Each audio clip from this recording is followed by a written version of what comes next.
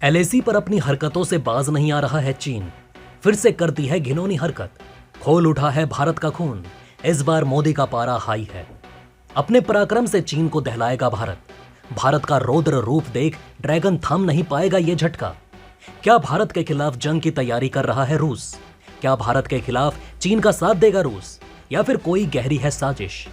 अचानक कैसे बदल गया रूस? चीन रूस के साथ मिलने से क्या भारत को होगा नुकसान?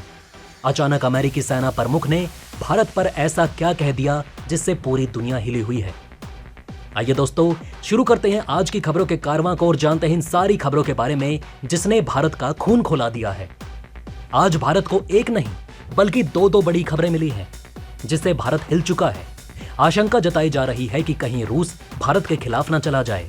दोस्तों, सबसे पहले आपको बताएंगे कि आखिर क्यों रूस और चीन एक साथ विशाल सेनाएं लेकर आने वाले हैं। कहीं यही युद्ध का आगाज तो नहीं, या फिर चीन रूस से दोस्ती दिखा रहा है? उसके बाद बताएंगे कि आखिर कैसे एक बार फिर ड्रैगन ने एलएसी पर घिनौनी हरकत की है जिस पर भारत भड़क गया है। अब यह देखना है कि भारत कैसे चीन से निपटता है। रूस और चीन के साथ इन दिनों अमेरिका के संबंध अच्छे नहीं हैं। अमेरिका का बीजिंग और मॉस्को के प्रति जो रवैया खुलकर सामने आया है, इससे रूसी राष्ट्रपति व्लादिमीर पुतिन और चीन के उनके समक्ष शी जिनपिंग के बीच नजदीकियां बढ़ती जा रही हैं। इससे अमेरिका परेशान दिख रहा है। अब खबर है कि रूस चीन समेत कई अन्य देशों के साथ आने वाले दिनों में साझा मिलिट्री ड्रिलिंग शुरू करने जा रहा है। यूक्रेन जंग से एक तरफ रूस अमेरिका और अन्य यूरोपीय देशों से अलग थलग पड़ता जा रहा है, तो वहीं ताइवान मुद्दे को लेकर चीन भी अमेरिका से अनबन रख रहा है। इसलिए रूस बीजिंग के साथ अपने घनिष्ठ रक्षा संबंधों को दर्शाने के लिए चीनी सेनाओं के साथ व्यापक सैन्य अभ्यास शुरू कर चुका है। इस सैन्य अभ्यास में भारत भी शामिल होगा। अल जजीरा के मुताबिक वोस्तोक 2022 सैन्य अभ्यास 1 से 7 सितंबर को रूस के सुदूर पूर्व और जापान सागर के विभिन्न स्थानों पर आयोजित किया जाएगा। रूसी रक्षा मंत्रालय के मुताबिक इस सैन्य अभ्यास में 50,000 से अधिक सैनिक 5,000 घातक हथियारों के साथ सैन्य अभ्यास में शामिल होंगे। अल जजीरा ने बताया कि इस सैन्य अभ्यास में भारत, चीन समेत कई अन्य देश भी शामिल होंगे।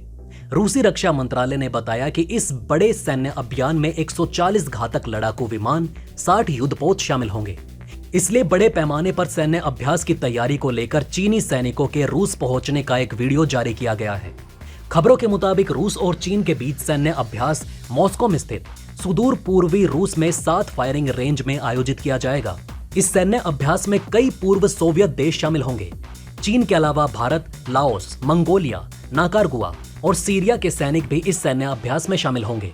मंत्रालय ने कहा कि रूसी हवाई सैनिकों की इकाइयां लंबी दूरी के बम वर्षक और सैन्य मालवाहक विमान अन्य बलों के साथ अभ्यास में भाग लेंगे। पिछले महीने पहली बार सैन्य अभ्यास की घोषणा करते हुए रूसी सेना ने जोर देकर कहा कि वो नियोजित युद्ध परीक्षण का हिस्सा है जो यूक्रेन में मॉस्को की सैन्य कार्यवाही के बावजूद जारी है। इस घोषणा में क्रेमलिन द्वारा वहां विशेष सैन्य अभियान किए जाने वाले सैनिकों की संख्या का खुलासा नहीं किया। रूसी उप विदेश मंत्री ने विदेशी सैन्य अधिकारियों के साथ एक बैठक में कहा कि ये सैन्य अभ्यास किसी भी देश या सैन्य गठबंधन के खिलाफ नहीं है। हम सैनिकों के मनोबल को बढ़ाने, उनमें और भी अधिक दक्षता लाने और रक्षात्मक दृष्टिकोण से इस सैन्य अभ्यास का आयोजन कर रहे हैं। मंत्रालय ने बताया कि नौसैनिक जापान सागर में उत्तरी और मध्य हिस्सों में सैन्य अभ्यास करेंगी। दोस्तों, आपको बता दें कि 24 फरवरी को यूक्रेन पर हमला करने के बाद यह सैन्य अभ्यास मॉस्को और बीजिंग के बीच बढ़ते रक्षा संबंधों को दर्शाता है। वहीं चीन ने पहले ही रूस की यूक्रेन पर कार्यवाही पर आलोचना करने से इनकार कर दिया। चीन कह चुका है कि नाटो का विस्तार करके और मॉस्को पर प्रतिबंध लगाकर अमेरिका का उद्देश्य युद्ध को और भी अधिक भड़काने का प्रयास मात्र है। दोस्तों, आपको बता दें कि हाल ही में अमेरिकी नौसेना प्रमुख एडम माइक गिल्डे ने भारत चीन को लेकर बहुत कुछ बड़ी बातें कही। उन्होंने कहा कि चीन का मुकाबला करने में महत्वपूर्ण भूमिका निभाते हुए भारत भविष्य में अमेरिका के लिए एक महत्वपूर्ण भागीदार होगा। मतलब अमेरिका ने चीन के खिलाफ सीधा संग्राम छेड़ दिया है।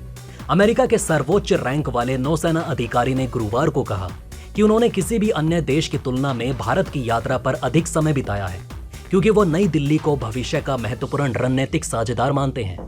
बीते साल अपनी 5 दिवसीय यात्रा का उल्लेख करते हुए एडमिरल गिल्डे ने कहा कि हिंद महासागर युद्ध क्षेत्र हमारे लिए अधिक महत्वपूर्ण होता जा रहा है। इसके पीछे तथ्य ये है कि भारत और चीन के बीच उनकी आपसी सीमा को लेकर थोड़ी झड़प बनी हुई है और यह रणनीतिक रूप से काफी महत्वपूर्ण है। अब दूसरी खबर की तरफ बढ़ते हैं, जहां चीन अपनी हरकतों से बाज नहीं आ रहा है। वो बार बार भारत के खिलाफ उकसावे की गतिविधियों को अंजाम देता नजर आ रहा है। एक बार फिर से चीनी सैनिकों ने एलएसी के पास दमचौक में कुछ भारतीय चरवाहों को रोक दिया। सैनिकों ने आपत्ति जताते हुए कहा कि ये उनका क्षेत्र है। ये मामला 21 अगस्त का बताया जा रहा है। एक वरिष्ठ सरकारी अधिकारी ने बताया कि 21 अगस्त को लद्दाख के डैमचौक में चीनी सेना ने भारतीय चरवाहों को रोका। अधिकारी के अनुसार चीनी पीपल्स लिबरेशन आर्मी ने डैमचौक में CNN जंक्शन पर सैडल पास के समीप चरवाहों की उपस्थिति पर आपत्ति जताई। इस घटना के बाद भारतीय सेना के कमांडरों और चीनी PLA के बीच इस मुद्दे को सुलझाने के लिए 26 अगस्त को कुछ बैठकें भी हुई। मीडिया रिपोर्ट्स के मुताबिक 2019 में भी इस मसले को लेकर दोनों पक्षों में मामूली हाथापाई हुई थी। अधिकारी ने कहा कि चरवाहे क्षेत्र में लगातार आते रहे हैं, लेकिन इस बार जब चरवाहे पशुओं के साथ गए तो चीनियों ने आपत्ति जताई कि यह उनका क्षेत्र है। एक रक्षा सूत्र ने कहा कि इस घटना के बाद दोनों सेनाओं के बीच कोई आमना सामना नहीं हुआ। सूत्रों के मुताबिक ये स्थानीय स्तर पर कमांडरों के बीच मुद्दे को हल करने और LAC पर शांति बनाए रखने के लिए एक नियमित बैठक थी। LAC पर ऐसी बैठक प्रोटोकॉल के तहत होती रहती है। एक अन्य अधिकारी ने कहा कि भारत और चीन अप्रैल 2020 से इस क्षेत्र में आंख मिचौली की स्थिति में लगे हुए हैं। सेक्टर के कई क्षेत्र 15 जून 2020 को गलवान की घटना के बाद नो पेट्रोलिंग जोन बनाए गए। इसके बाद से दोनों देशों के जवान इस क्षेत्र में डटे हुए हैं। इस झड़प में भारत के 20 जवान शहीद हो गए थे। वहीं भारत ने भी चीन को काफी नुकसान पहुंचाने का दावा किया था। इस झड़प के बाद से ही पूर्वी लद्दाख में सीमा पर दोनों देशों के जवानों की तैनाती में इजाफा किया गया। दोनों देशों ने करीब 50-50 हजार सैनिक तैनात किए। हालांकि कई दौर की बातचीत के बाद पिछले साल दोनों देशों ने पैंगोंग और गोगरा में अपनी सेनाओं को वापस ले लिया।